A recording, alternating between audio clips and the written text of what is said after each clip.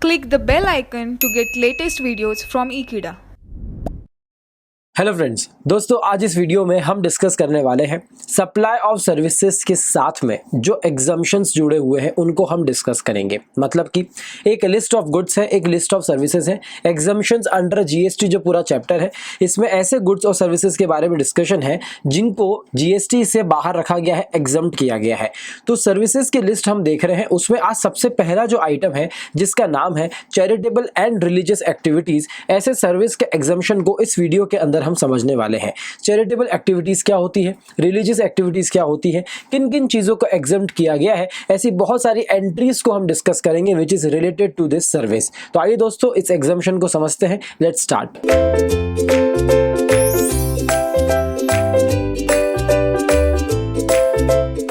तो दोस्तों exemptions under GST के अंदर भी यहाँ पर एग्जम्पशंस दिए गए हैं। वो एग्जम्पशंस गुड्स के अलग है और सर्विसेज के अलग है। गुड्स के एग्जम्पशंस अगर हम देखें तो लिस्ट बहुत छोटी है, जो हमने प्रीवियस वीडियो में देखा था जहां पर हमने कुछ इन चीज़ों के बारे में डिस्कस किया था। जैसे ऐसे गुड्स हैं जो डेली यूज़ के लिए, डे टू डे लाइफ में एसेंशियल्स होते हैं, सबकी ज़रूरत होती है कॉमन मैन के लिए, उनको यहाँ पर एग्जम्पशंस में डाला गया है। जैसे हमने देखा था कि सब्जियाँ जो होती है, औरतों के लिए बैंगल्स जो होते हैं, चूड़ी होती है वो, हमारा इंडियन नेशनल फ्लैग है वो, मसाले जो है वो, या फिर इतना ही नहीं, यहाँ हमने देखा था मैदा, बेसन, ये सब जो अनपैकेड मतलब कि पैकेजिंग के अंदर जो नहीं आते हैं, जो खुले मिलते हैं, अनब्रांडेड होते हैं, वो सब चीज़ें लिस्ट ऑफ गुड्स में एग्जम्प्ट की गई है। जब हम बात करते हैं लिस्ट ऑफ सर्विसेज की तो लिस्ट बहुत ही लंबी है। इसमें कुछ 23 तो सेगमेंट्स ही है, मतलब कि उनके अंदर इंडिविजुअल एंट्रीज है जो उस एग्जम्पशन के बारे में बोलती है। तो हम एक एक करके कुछ वीडियोस के अंदर इन सभी एंट्रीज को समझने वाले हैं। आज ये हमारा पहला वीडियो है जिसके अंदर हम समझ रहे हैं चैरिटेबल एंड रिलीजियस एक्टिविटीज। ये सबसे पहला एग्जम्पशन है और इससे रिलेटेड सभी एंट्रीज हम यहाँ पर डिस्कस करेंगे। बट यहाँ पर सबसे पहले हमें समझना होगा कि ये जो चैरिटेबल और रिलीजियस एक्टिविटीज है या फिर रिलेटेड एक्टिविटीज है, ये होती क्या है। तो चैरिटेबल का जो एक नॉर्मल मीनिंग अगर हम देखें तो ऐसे ट्रस्ट जो बने हुए होते हैं या फिर ऐसी संस्थाएं होती है जिन्हें हम कहते हैं जो चैरिटी के लिए काम करती है, जो कुछ पर्सनल मोटिव नहीं होता, जिनमें एक सोसाइटी के लिए या फिर एक सेक्शन ऑफ सोसाइटी के लिए, कोई रिलीजन के लिए या फिर कोई एक ऐसे मुद्दे के लिए, मोटिव के लिए काम करती है जो सोसाइटी इन जनरल के लिए बहुत ही ज़्यादा फायदेमंद होता है। तो उन्हें हम चैरिटेबल इंस्टीट्यूशंस कहते हैं। रिलीजियस एक्टिविटीज़ तो हम समझते हैं, सभी रिलीजन्स को यहाँ पर कवर किया गया है।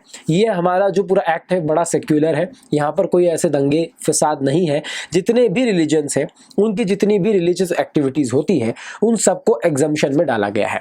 अब आपको एक क्वेश्चन आ रहा होगा कि ऐसे तो सभी रिलीजन्स की बहुत सारी एक्टिविटीज़ होती है, इतना ज़्यादा दान दिया जाता है और करोड़ों में हर जगह पैसे ट्रस्ट के पास में इकट्ठे होते हैं, अगर हम इनके ऊपर जीएसटी नहीं लगाएंगे तो क्या ये बहुत बड़ा प्रॉब्लमेटिक बात नहीं है। चैरिटेबल इंस्टीट्यूशंस के नाम पर लोग बहुत गलत काम कर रहे हैं। तो ये बात तो पक्की है कि इनके साथ में कुछ ऐसे इंपॉर्टेंट कंडीशंस लगाई जाएगी कि इसका मिसयूज़ ना हो। अगर यहाँ पर जो लिस्टिंग है, एंट्रीज है, उनके अलावा जो भी चैरिटेबल इंस्टीट्यूशंस काम करते हैं उसके ऊपर जीएसटी टैक्सेबल होगा और जो यहाँ पर मेंशन्ड है उनके ऊपर नहीं होगा। तो ये मैंने आपको बैकग्राउंड दिया है। आइए हम शुरू करते हैं चैरिटेबल और रिलीजियस एक्टिविटीज़ के अंदर। पहले हम देखेंगे मेजर हेडिंग्स क्या है, मतलब कि इस पूरे एग्जम्पशन के अंदर कितने मेजर हेडिंग्स में हम एग्जम्पशंस को देखने वाले हैं इसी टॉपिक के अंदर। फिर हम उसके बाद में एक एक मेजर हेडिंग को इन डिटेल पढ़ेंगे। तो आइए देखते हैं सबसे पहले charitable and religious activity related services, मतलब कि इनसे रिलेटेड जो भी सर्विसेज है, एक्टिविटीज़ है, वो सब एग्जम्पशन में यहाँ पर कवर की गई है। सो ये हमारे एग्जम्पशन की लिस्ट के अंदर सबसे पहला एग्जम्पशन है चैरिटेबल एंड रिलीजियस एक्टिविटी, और जितनी भी इनसे रिलेटेड एक्टिविटीज सर्विसेज हो रही है वो सब एग्जम्पशन में इंक्लूड की जाएगी। अब देखिए यहाँ पर आपको टोटल 4 हेड्स दिख रहे होंगे जिनको हम डिस्कस करने वाले हैं 1 by 1, 1, 2, 3 and 4। तो इनके लिए हम पहले चारों हेडिंग्स देखते हैं, इनसे रिलेटेड क्या क्या पॉइंट्स हमको समझने होंगे हम वो देखेंगे और फिर उनको इन डिटेल डेफिनेशन के साथ में हम समझेंगे। सो सबसे पहला बाय मतलब services by entity registered under section 12AA of income tax by way of charitable activities. इनका ये कहना है कि सबसे पहली चीज तो यहाँ पर जो दिख रही है कि कोई भी एंटिटी जो चैरिटी वाला कोई भी काम कर रही है, रिलीजियस एक्टिविटी कर रही है, उसके लिए कंपल्शन क्या है कि आपको 12AA के अंदर रजिस्टर होना पड़ेगा। सर ये 12AA क्या है? ये है इनकम टैक्स का एक ऐसा सेक्शन जो रिक्वायर करता है ऐसे इंस्टीट्यूशंस को या फिर ऐसे एंटिटीज को जो चैरिटी वाला काम कर रही है, तो उनको अपना मोटिव यानी कि आपका मकसद क्या है उसके साथ में रजिस्ट्रेशन करवाना होता है और फिर उनको वहां पर एक स्पेसिफिक अलग 12AA में रजिस्ट्रेशन मिलता है। और 12AA वाले जितने भी एंटिटीज है या फिर इंस्टीट्यूशंस है उनका अलग तरीके से ऑडिट होता है, उनका बुक मेंटेनेंस अलग होता है। वो अपने पास जितने भी पैसे उनके पास आए हैं उसको जब उन्हें अप्लाई करना है तो उसका भी एक क्राइटेरिया अलग है। मिनिमम परसेंटेज जो उनके पास में दान राशि आती है उनको कैसे अप्लाई करना है टूवर्ड्स ए मोटिव, वो उनको करना ही पड़ता है। सो सबसे बड़ा फिल्टर तो यही लग जाता है कि अगर आप 12AA वाले इंस्टीट्यूशन हो या फिर एंटिटी हो तो आप इन कंट्रोल हो, आप इनकम टैक्स की नज़र में हो। सो यहाँ पर 12AA वाले जितने भी इंस्टीट्यूशंस हैं उन्हीं की बात चल रही है। सिर्फ वही लोग हैं जो 12AA में रजिस्टर्ड है और वो क्या कर रहे हैं, चैरिटेबल एक्टिविटीज़ कर रहे हैं। तो दूसरा क्वेश्चन ये सामने आता है कि चैरिटेबल एक्टिविटीज़ क्या होती है। सर चैरिटेबल एक्टिविटीज़ इतना बड़ा वर्ड है, इसमें हम क्या क्या इंक्लूड करेंगे? तो सबसे पहली डेफिनेशन जो हमको पढ़नी होगी, we will have to understand that charitable activities में क्या इंक्लूड होता है और क्या एक्सक्लूड होता है। चलिए चलते हैं सेकेंड पॉइंट की तरफ। तो पहला तो ये हो गया कि services by who, by an entity जो 12AA में रजिस्टर्ड है और चैरिटेबल एक्टिविटीज़ कर रही है। अच्छा, और क्या हो सकता है? दूसरा वर्ड है रिलीजियस एक्टिविटी, मतलब बाय वे ऑफ, मतलब services by way of religious ceremony. कोई भी ऐसी सेरेमनी होती है जो रिलीजियस है इन नेचर, तो उस एक्टिविटी को, उस सेरेमनी को हम एग्जम्प्ट कर रहे हैं। तो रिलीजियस सेरेमनी में क्या क्या इंक्लूड होता है वो हमें देखना होगा, ये हम देखेंगे।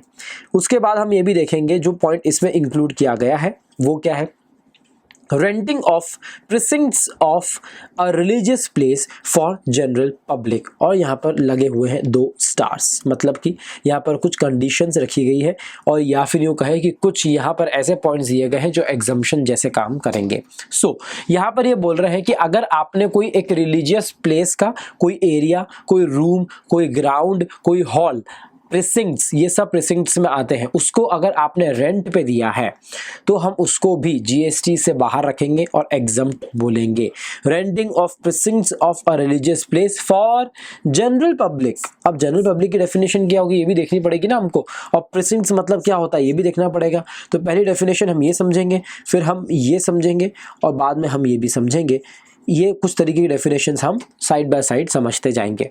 सो इनका कहना है कि आप रेंट करिए मंदिर की कोई जगह, मंदिर की कोई हॉल की जगह, या फिर उस एरिया में कॉम्प्लेक्स के अंदर जो भी ट्रस्ट का होगा, अगर उसमें से आपने कोई जगह रेंट पे दी है तो हम उसको एग्जम्प्ट कर देंगे। बट कुछ कंडीशंस है जिनकी आपको ध्यान रखना होगा और वो जनरल पब्लिक के लिए होना चाहिए, सीधी सी बात है। ये था हमारा दूसरा हेड। तीसरा head, services by specific organisations, ORG dot लिखा हुआ है, for religious pilgrimage facilitated bye government of India. एक वर्ड यहाँ पर बहुत इंपॉर्टेंट है, हम इन डिटेल जब जाएंगे तब आपको समझ में आएगा।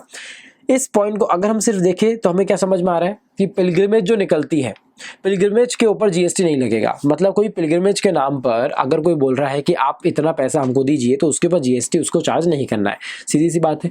पिलग्रिमेज मतलब क्या है, आप जाते हैं यात्राओं पर, तो जो यात्राएं निकलती हैं वो यात्राओं का जो भी अमाउंट है जो आपसे लिया जाता है, खर्च होता है, उसके ऊपर जीएसटी नहीं लगेगा। बट यहाँ पर ज़रा ध्यान से देखिए, एक तो स्पेसिफिक ऑर्गेनाइजेशन लिख रखा है, मतलब कि कोई भी कंडक्ट करेगा तो उसके ऊपर जीएसटी नहीं लगेगा, ऐसा नहीं है।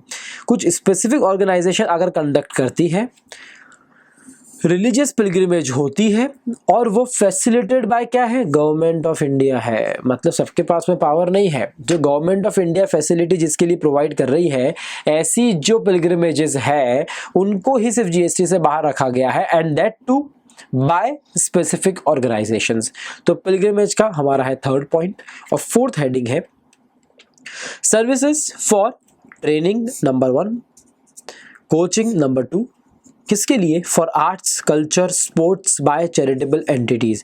तो अगर कोई एक चैरिटेबल एंटिटी है और वो कुछ सर्विसेज प्रोवाइड कर रही है जिसमें लोगों को आर्ट सिखाया जा रहा है, लोगों को स्पोर्ट्स सिखाया जा रहा है, कल्चर के लिए कुछ काम सिखाए जा रहे हैं, तो वो सब टीचिंग और वो सब कोचिंग पे बिल्कुल भी जीएसटी नहीं लगेगा। बहुत सिंपल लग रहा है पढ़ने में, जब डेप्थ में जाएंगे एक एक पॉइंट में तो बहुत सारी चीज़ें बाहर निकल के आएगी।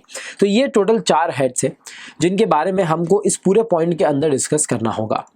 एक एक पॉइंट के लिए हमें कुछ डेफिनेशन समझनी होगी, डेफिनेशंस हम समझते जाएंगे और एक एक पॉइंट को क्लियर करते जाएंगे। तो सबसे पहला पॉइंट है हमारा 12AA वाला एंटिटी अगर कोई भी चैरिटेबल एक्टिविटी करती है तो वो एग्जम्प्ट है। आइए इसका हम करते हैं ऑपरेशन, लेट्स सी।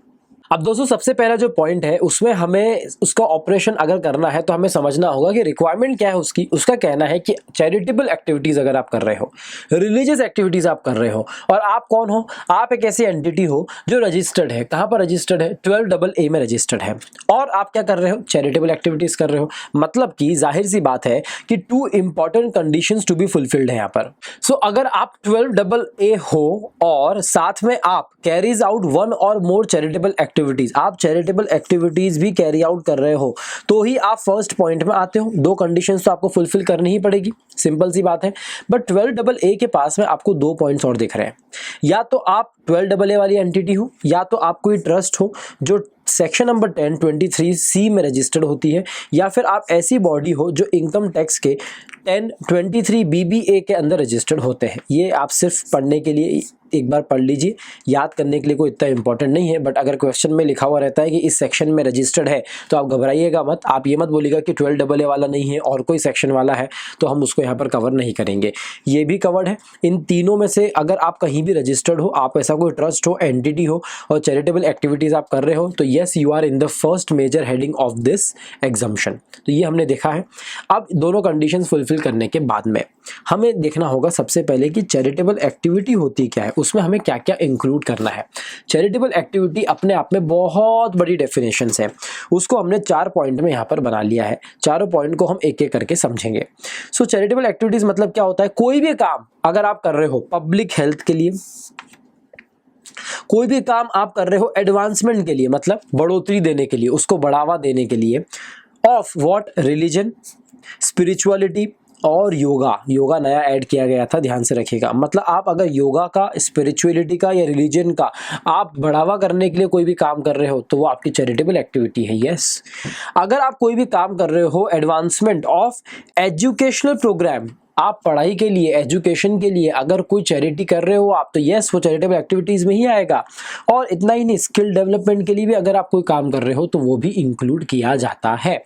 और 4th पॉइंट है प्रिजर्वेशन ऑफ एनवायरनमेंट। तो अगर आप एनवायरनमेंट के बचाव के लिए, प्रिजर्व करने के लिए कोई भी काम अगर आप करते हो तो उसको भी यहाँ पर चैरिटेबल एक्टिविटीज में इंक्लूड किया जाएगा।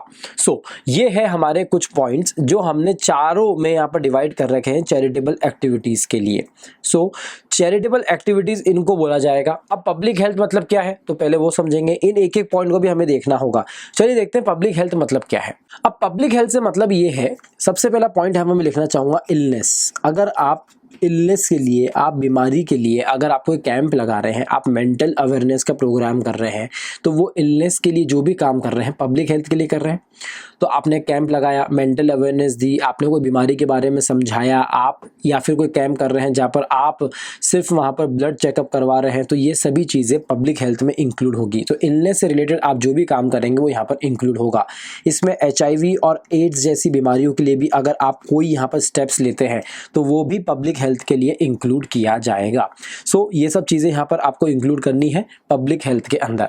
इतना ही नहीं, आप इनसे रिलेटेड जो भी कैंप्स लगा रहे हैं इलनेस के लिए, आप जो भी यहाँ पर ऐसी एजुकेशनल चीज़ों के लिए कैंप लगा रहे हैं जहाँ पर आप लोगों को समझा रहे हैं कि फैमिली प्लानिंग कैसे होती है, और आपको दूसरी चीज़ें आप समझा रहे हैं कि कैसे ये बीमारियाँ फैल सकती है। मलेरिया डेंगू के लिए आप कैंप लगा रहे हैं कि घर में सफाई कैसे रखनी है। ये सभी चीज़ें पब्लिक हेल्थ में आती है। तो अगर आप इनसे रिलेटेड कोई भी काम कर रहे हैं, so everything is related to public health and hence it is a charitable activity. अगला पॉइंट है एडवांसमेंट ऑफ रिलीजन, स्पिरिचुअलिटी और योगा।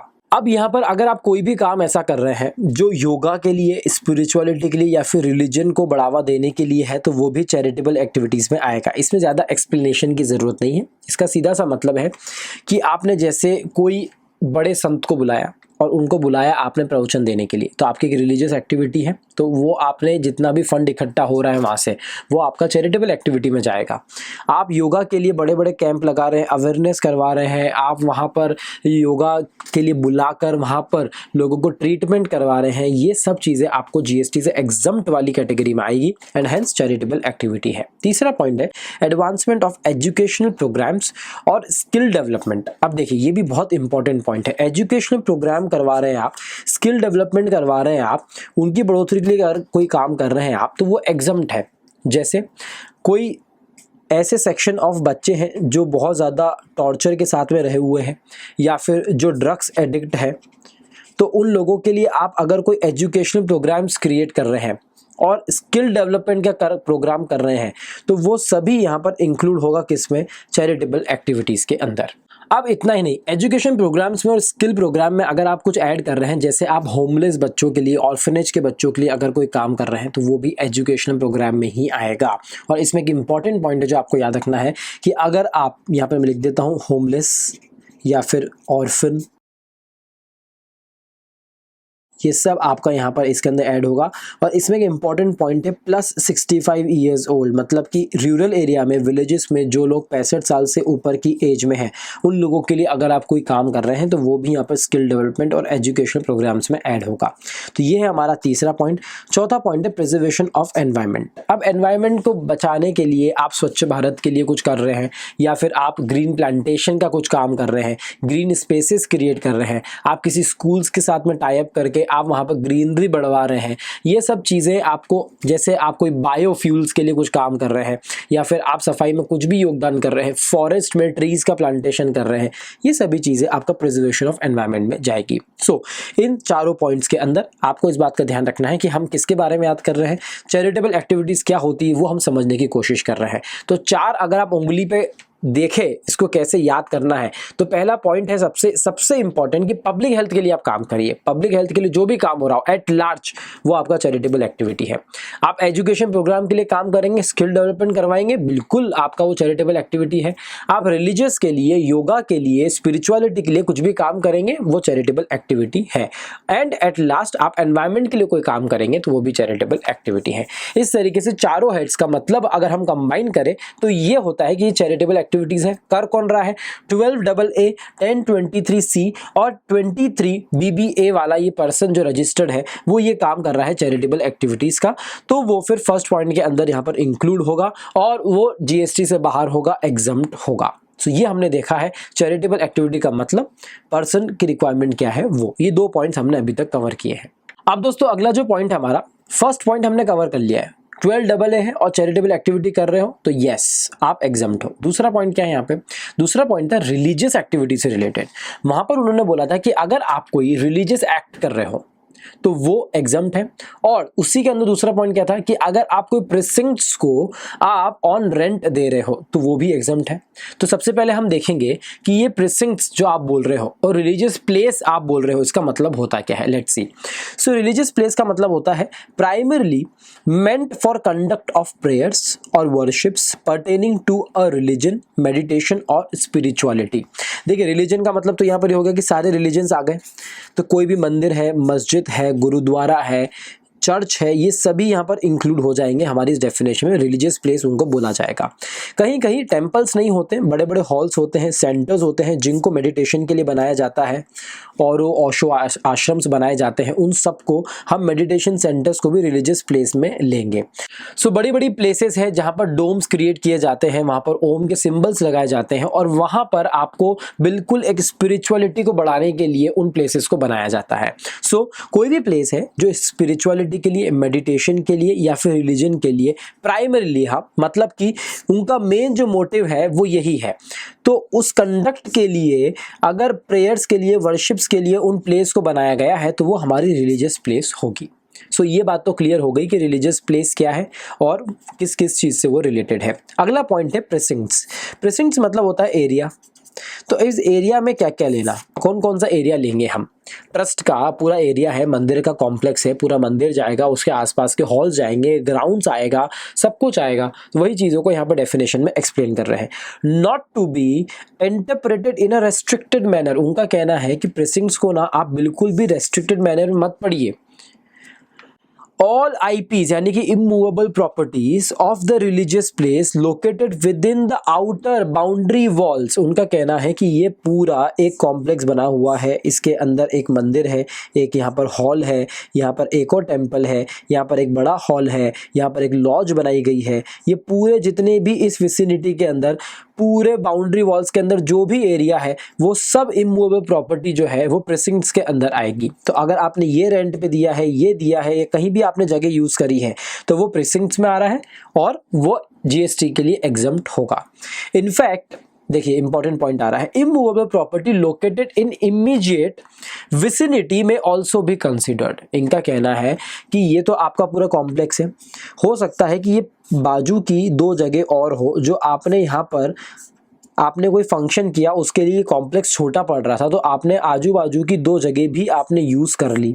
तो इनका कहना है कि हो सकता है हम इस एरिया को भी एग्जम्पशन के लिए कंसीडर कर ले, इमीडिएट विसिनिटी के पास में जो है वो भी कंसीडर किया जाएगा, क्योंकि हमको क्लियरली दिख रहा है कि आपने जो यहाँ पर एरिया है, ये जो आपने दिया है वो आपने चैरिटेबल पर्पस के लिए ही दिया है और आपने रिलीजियस पर्पस के लिए ही दिया है, तो उनको भी हम कंसीडर कर सकते हैं for the benefit of the exemption, जो मैंने आपको समझाया।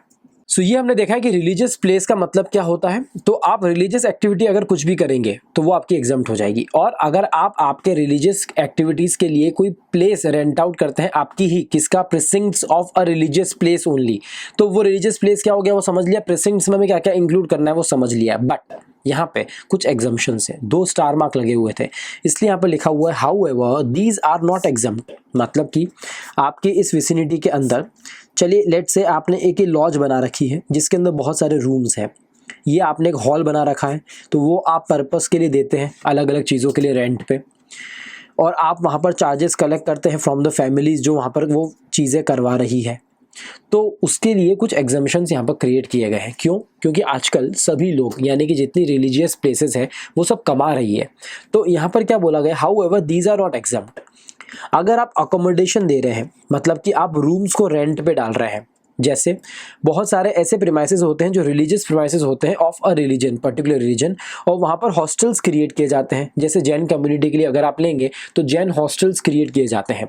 जैन हॉस्टल्स है, उसके अंदर मंदिर है और वो ट्रस्ट के अंदर पूरा सब कुछ काम वहाँ पर चल रहा है। तो वो ट्रस्ट बोलेगा कि हम तो ये जो हॉस्टल है ये ट्रस्ट का है, बच्चों को रहने के लिए जगह हम दे रहे हैं, इस पर हम जो कलेक्ट कर रहे हैं वो हम जीएसटी कैसे चार्ज करें। तो यहाँ पर क्या बोला गया है, एग्जम्पशन आपको मिलेगा। बट अगर आपने एक पर्सन से यानी कि एक रूम के लिए, देखिए example, hostel accommodation is not exempt, वो क्या बोल रहे हैं, हॉस्टल अकोमोडेशन एग्जाम नहीं है, but when declare tariff is above 1000 per day only, मतलब कि अगर आप हर दिन का 1000 रुपए से ज्यादा का भाड़ा आप कलेक्ट करते हैं हॉस्टल के अकोमोडेशन के लिए, तो फिर जीएसटी आपके ऊपर लगेगा, अदरवाइज इट इज एग्जम्प्ट। तो इनका कहना है कि हम एग्जम्पशन में क्या इंक्लूड नहीं कर रहे हैं, हम रेंटिंग ऑफ रूम्स को यहाँ पर इंक्लूड नहीं कर रहे हैं, ऐसे रूम्स जिनका डिक्लेयर टैरिफ एक दिन के लिए 1000 रुपए से ज्यादा है। इसी तरीके से अगर आप प्रीमाइसेस को रेंट पे देंगे, आप कुछ हॉल्स को रेंट पे दे रहे हैं, जैसे शादियों के लिए रेंट पे दिया जाता है जिसे बोलते हैं कल्याण मंडपम, या फिर ओपन एरियाज को मींस ग्राउंड्स को अगर रेंट पे दिया जाता है और उनके चार्जेस अगर 10,000 रुपये से ज़्यादा है फॉर अ डे, तो उस पर भी जीएसटी लगेगा, उसे एग्जम्प्ट नहीं किया जाएगा भले ही वो आपके रिलीजियस प्लेस के अंदर हो। रेंटिंग ऑफ शॉप्स या फिर अदर स्पेसेस फॉर बिजनेस, मतलब कि ट्रस्ट की कोई जगह है और उनके पास में कोई रिलीजियस प्लेस का कोई एरिया है जो खाली पड़ा हुआ है, और अगर वो उसको बिजनेस पर्पस के लिए उस स्पेस को या फिर शॉप्स को रेंट पर देते हैं और उसका 10,000 रुपये से ज़्यादा किराया है फॉर अ मंथ, तो वो भी एग्जम्प्ट नहीं होगा। मींस अगर हम इस तरीके से सेकंड पॉइंट को पूरा समरी में बनाएं तो सेकंड पॉइंट का ऐसा कहना है कि अगर आपकी कोई भी रिलीजियस एक्टिविटीज़ है, रिलीजियस एक्टिविटी में क्या लिया उन्होंने, जैसे बहुत सारे इवेंट्स होते हैं, बर्थ हुआ, डेथ हुआ, इनॉग्रेशन हुआ, उन सब पर आप रिलीजियस टेक्स्ट के थ्रू मंत्र पढ़वा के आप वहाँ पर इलॉबरेटेड प्रोग्राम्स अगर करवाते हैं तो उन सब के ऊपर जीएसटी नहीं लगेगा। दूसरा पॉइंट इन्होंने यहाँ पर ऐड किया इसके बाद में कि अगर आप आपके एरिया को, रिलीजियस प्लेस के किसी एरिया को रेंट पर दे रहे हो, प्रिसिंक्ट्स को, तो उस पर भी जीएसटी नहीं लगेगा। प्रिसिंक्ट्स में क्या क्या आएगा, आपकी पूरी क्लोज्ड बाउंड्री वॉल्स के अंदर जो भी एरिया है, इनफैक्ट पास का भी अगर कोई एरिया है बाजू का जो आपने यूज किया है फॉर दैट पर्पस, उसे भी इंक्लूड किया जाएगा। उसको रेस्ट्रिक्टेड मैनर में आप मत पढ़िए, ऐसा बोला गया है। बट उसके कुछ 3 एक्सेप्शंस हैं। वो एक्सेप्शंस क्या है, वो एक्सेप्शंस हमने यहाँ पर देखे हैं। पहला एक्सेप्शन है कि अगर आप अकोमोडेशन दे रहे हैं, रूम्स को रेंट पे दे रहे हैं और वो जो रूम है उसका 1 डे का जो चार्ज है वो 1000 से ज्यादा है तो एग्जम्प्ट नहीं होगा। अगर आप प्रेमाइसेस को, हॉल्स को या फिर मैरिजेस के लिए ओपन गार्डन को, आप इन सब चीज़ों को रेंट पे दे रहे हैं और उसका 10,000 रुपये हर दिन का खर्चा है तो फिर आप उसको भी एग्जम्प्ट नहीं कर पाएंगे। और अगर आपने कोई शॉप को या फिर बिजनेस स्पेसेस के लिए दिया है तो फिर उसका भी अगर रेंट 10,000 से ज़्यादा है तो आप एग्जम्प्ट नहीं कर पाएंगे। मीन्स इन लिमिट्स के नीचे अगर ये चीज़ें दी भी जाती है तो वो एग्जम्प्ट होगी, वो इसी पॉइंट के अंदर कवर हो जाएगा। इनसे ऊपर जाते हैं तो नहीं होगा। Question is properly expected from this topic, तो आप अच्छे से इसको याद रखिएगा। तो ये हमने 2 हेडिंग्स यहाँ पर, जो मेजर हेडिंग्स थी वो यहाँ पर पढ़ ली है। आइए देखते हैं 3rd और 4th पॉइंट्स जो इसी चैरिटेबल और रिलीजियस एक्टिविटीज के अंदर चल रहा है। सो अब जो हमारा तीसरा हेडिंग है, मेजर हेडिंग है, वो बात करता है रिलीजियस यात्रास या फिर पिलग्रिमेज के बारे में। मींस अगर आप कोई भी पिलग्रिमेज निकाल रहे हैं, यात्रा निकाल रहे हैं, मुस्लिम्स लोग हज पर जाते हैं, तो उन सभी चीज़ों को यहाँ पर एग्जम्प्ट किया गया है। बट यहाँ पर बहुत ही अच्छा कैच है, यहाँ पर कोई भी ट्रस्ट और कोई भी इंस्टीट्यूशन अगर कोई यात्रा निकालता है तो क्या उसे एग्जम्प्ट किया जाएगा। यहाँ पर देखते हैं क्या पॉइंट्स यहाँ पर दिए गए हैं। ऑर्गेनाइज्ड बाय ट्रस्ट और चैरिटेबल इंस्टीट्यूशंस नॉट एग्जम्प्ट। इनका कहना है कि हर कोई ट्रस्ट और हर कोई चैरिटेबल इंस्टीट्यूशन अगर यात्राएं निकालने लग जाए तो हम क्या उसको एग्जम्प्ट कर देंगे? नहीं, वो एग्जम्प्ट नहीं होगा, इनके ऊपर जीएसटी लगेगा। अच्छा, अगर कोई ट्रस्ट या फिर चैरिटेबल इंस्टीट्यूशन वहां तक लोगों को पहुंचने का ट्रांसपोर्टेशन करने की सर्विसेज दे तो क्या वो एग्जम्प्ट होगा? वो भी नहीं होगा, उस पर भी जीएसटी चार्ज किया जाएगा। ओके, तो मतलब ये दोनों चीजें तो बाहर हो गई है। तो ओनली कब जीएसटी का एग्जम्प्ट होगी वो चीज? Only by specific organisations. उन्होंने पहले ही बोल दिया था मेन हेडिंग में कि कुछ स्पेसिफिक ऑर्गेनाइजेशन है, अगर वो पिलग्रिमेज यहाँ पर बनाती है, भेजती है लोगों को पिलग्रिमेज के लिए, और वो भी किसका? Under bilateral agreement facilitated by government of India. ओहो, मतलब कि हर कोई करे, ट्रस्ट या फिर चैरिटेबल इंस्टीट्यूशन, वो तो एग्जाम नहीं है, ये हमको समझ में आ गया है। स्पेसिफिक ऑर्गेनाइजेशन करती है और वो भी specific organisation in collaboration with किसके साथ में? That is facilitated by government of India, तभी हम उसको एग्जम्प्ट बोलते हैं। और ऐसी सिर्फ 2 ऐसे स्पेशल ऑर्गेनाइजेशंस है जो गवर्नमेंट के साथ में ये काम कर रही है। पहला उत्तराखंड की गवर्नमेंट है, यूके गवर्नमेंट, यूनाइटेड किंगडम नहीं है। उत्तराखंड की गवर्नमेंट के साथ में KMVN है, जिसे हम कहते हैं कुमाऊं मंडल विकास निगम लिमिटेड, उसके साथ में गवर्नमेंट ऑफ इंडिया की जो पिलग्रिमेज जाती है वो एग्जम्प्ट है। और हज कमेटी ऑफ इंडिया जो है, यानी कि जो मुस्लिम लोग हज के लिए जाते हैं, तो वो भी गवर्नमेंट के साथ में फैसिलिटेटेड है, इसलिए उसको भी यहाँ पर एग्जम्प्ट किया गया है। सो पिलग्रिमेज के नाम पर आप ध्यान रहे कि कौन कर पाएगा, एग्जम्पशन ले पाएगा? सिर्फ वो स्पेसिफिक ऑर्गेनाइजेशन ही ले पाएगी जो गवर्नमेंट ऑफ इंडिया के साथ में फैसिलिटेटेड है और साथ में वही बायलैटरल एग्रीमेंट के साथ में पिलग्रिमेजेस करवा रही है। ये पॉइंट छोटा सा था, ये हमने कवर कर लिया है। चलिए चलते हैं 4th पॉइंट की तरफ। अब अगला पॉइंट जो हमारे पास में 4th पॉइंट है वो है ट्रेनिंग या फिर कोचिंग अगर आप कर रहे हैं रिक्रिएशनल एक्टिविटीज की। रिक्रिएशनल एक्टिविटीज तो बहुत बड़ी है, मतलब कि ये टर्मिनोलॉजी इतनी बड़ी है कि इसमें बहुत सारी चीजें इंक्लूड की जा सकती है। But this is restricted to 3 things: arts, culture and sports. इन तीनों से रिलेटेड अगर आप ट्रेनिंग दे रहे हैं, कोचिंग करवा रहे हैं, कौन? ये सब चैरिटेबल एक्टिविटीज में इंक्लूड किया जाएगा। सो ये इंक्लूड करना है सिर्फ 3 चीजें। इन 3 चीजों का मतलब क्या है? आर्ट्स मतलब आप डांस, म्यूजिक, पेंटिंग, स्कल्पचर बनाना, लिटरेरी एक्टिविटीज कुछ करवा रहे हैं, थिएटर करवा रहे हैं, स्पोर्ट्स का कुछ एक्टिविटीज करवा रहे हैं, ये सब आर्ट्स, कल्चर और स्पोर्ट्स में आता है। तो इन 3 से रिलेटेड अगर आप ट्रेनिंग या फिर कोचिंग करवा रहे हैं तो वो रिक्रिएशनल एक्टिविटीज में आता है and that is called charitable activity. ये बात आपको ध्यान रखनी है, यही हमारा 4th पॉइंट है। इसी के साथ में दो इंडिविजुअल पॉइंट्स आपको ध्यान रखने हैं कि चैरिटेबल एक्टिविटीज कर रहा है कौन, एक चैरिटेबल एंटिटी। तो चैरिटेबल एंटिटी अगर ये है और वो कोई एक्टिविटी दे रहा है तो वो एग्जम्प्ट है, उसकी बात तो हम समझ रहे हैं। बट अगर आप किसी चैरिटेबल एंटिटी को कोई सर्विसेज दे रहे हो टू, और ये तो है बाय, तो बाय तो हम एग्जम्प्ट में देख रहे हैं। टू का क्या होगा, अगर आपने कोई चैरिटेबल इंस्टीट्यूट को कोई यहाँ पर सर्विसेज प्रोवाइड की है तो GST on services provided to charitable trust, yes वो टैक्सेबल है, वो एग्जम्प्ट नहीं है, इसको टैक्सेबल रखा गया है, इस बात का आपको ध्यान रखना है। अब आगे एक हेल्थ केयर का पॉइंट और आएगा, जो एक ऐसी सर्विस है जो एग्जम्प्ट है जीएसटी के अंदर। तो अगर कोई ट्रस्ट है, चैरिटेबल ट्रस्ट, वो हेल्थ केयर सर्विसेज भी प्रोवाइड करता है, उसका हॉस्पिटल है, तो वो भी जीएसटी से एग्जम्प्ट किया गया है, इस बात का आप ध्यान रखिए। अब चलिए देखते हैं इन चारों पॉइंट्स को जो हमने समझा है उनका एक समरी बना के देखते हैं कि पहला जो हमारा एग्जम्पशन वाला सर्विस है charitable activities and religious activities, उनका समरी क्या है, लेट्स सी। सो दोस्तों, चैरिटेबल और रिलीजियस एक्टिविटीज के अंदर सभी कुछ एग्जम्प्ट हो जाएगा, 4 पॉइंट्स के अंदर जो भी आएगा। अगर आप 12AA वाले या फिर सेक्शन 10 वाले ट्रस्ट के अंदर रजिस्टर्ड है और चैरिटेबल एक्टिविटी कर रहे हैं तो आप एग्जम्प्ट है। चैरिटेबल एक्टिविटी में आपको ध्यान रखना है पब्लिक हेल्थ से रिलेटेड, एनवायरमेंट से रिलेटेड, एजुकेशन से रिलेटेड, स्किल से रिलेटेड अगर आप कोई भी काम कर रहे हैं, और रिलीजियस से रिलेटेड तो है ही सही, चैरिटी के लिए, योगा के लिए आप कोई भी काम कर रहे हैं, कैंप्स अगर आप लगा रहे हैं, उस कैंप में अगर आप लोगों को रुकवा रहे हैं, खाना खिला रहे हैं, लॉज करवा रहे हैं, तो वो सब एग्जम्प्ट है। बस ध्यान रखिए कि जो भी आप चैरिटेबल एक्टिविटी कर रहे हैं उसका जो प्राइम फोकस है वो आपका क्या है, वो आपका चैरिटी ही है और रिलीजियस पर्पस ही है। अगर उससे आप हटे तो उसके अलावा अगर आप बुला के सबको सिर्फ आप ड्रिंक्स बंटवा रहे हैं, खाना खिला रहे हैं, तो वो फिर टैक्सेबल हो जाएगा।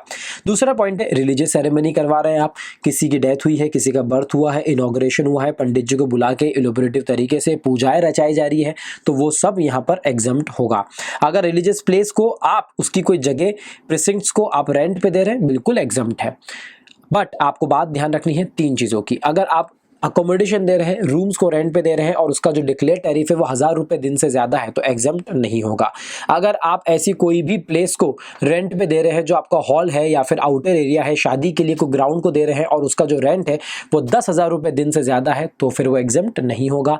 इतना ही नहीं, अगर आप कोई प्लेस को जो आपकी रिलीजियस प्लेस है उसकी किसी भी शॉप के लिए, अगर बिजनेस के लिए आप वहाँ पर अगर रेंट के लिए दे रहे हैं, उसका रेंट 10,000 रुपये महीने से ज़्यादा है तो वो भी एग्जम्प्ट नहीं होगा। ये तीसरा पॉइंट हमारा यहां पर चालू होता है, दूसरा हमने कवर किया है। सो तीसरा पॉइंट यहां पर क्या है, अगर पिलग्रिमेज आप करवा रहे हैं, सब नहीं, सिर्फ स्पेसिफिक ऑर्गेनाइजेशन जो गवर्नमेंट के साथ में काम करवा रही है, तो उस वाली सिचुएशन में उसे एग्जम्प्ट बोला जाएगा। हज के लिए और यूके की गवर्नमेंट के साथ में KPNV है, उसके साथ में सिर्फ उन्हीं दोनों को यहां पर इंक्लूड किया गया है। लास्ट पॉइंट है ट्रेनिंग और कोचिंग करवाइए, आर्ट्स का, कल्चर का, स्पोर्ट्स का। अगर ये चैरिटेबल एंटिटी ये सब भी करवाती है, जैसे उन्होंने पूरा स्मॉल बच्चों के लिए उन्होंने एक कैंप लगवाया, क्रिकेट का कैंप लगवाया, तो क्या वो एग्जम्प्ट होगा? यस होगा। चैरिटेबल एंटिटीज अगर ये सब करवा रही है तो उन्होंने यहाँ पर एक पूरा कैंपेनिंग कर रहे हैं कि किस तरीके से बच्चों को पेंटिंग की तरफ जाना चाहिए, बढ़ना चाहिए, स्कल्पचर्स बनाने के लिए वहाँ पर प्रोत्साहित कर रहे हैं लोगों को, बच्चों को, तो वो सब भी यहाँ पर बिल्कुल एग्जम्प्ट होगा। इस तरीके से ये 4 पॉइंट्स हमारे यहाँ पर कवर होते हैं। उसी के साथ में हमारा जो पहला एग्जम्प्ट सर्विस है चैरिटेबल और रिलीजियस एक्टिविटी, वो भी हमारा यहाँ पर कवर होता है। सो दोस्तों, इस वीडियो के लिए इतना ही। अगले वीडियोज़ में हम दूसरी एग्जम्प्ट सर्विसेज के बारे में बात करेंगे। आई होप आपको वीडियोस पसंद आ रहे हैं। अगर आ रहे हैं तो प्लीज़ Ekeeda चैनल को सब्सक्राइब कीजिए और देखते रहिए। देखने के लिए धन्यवाद।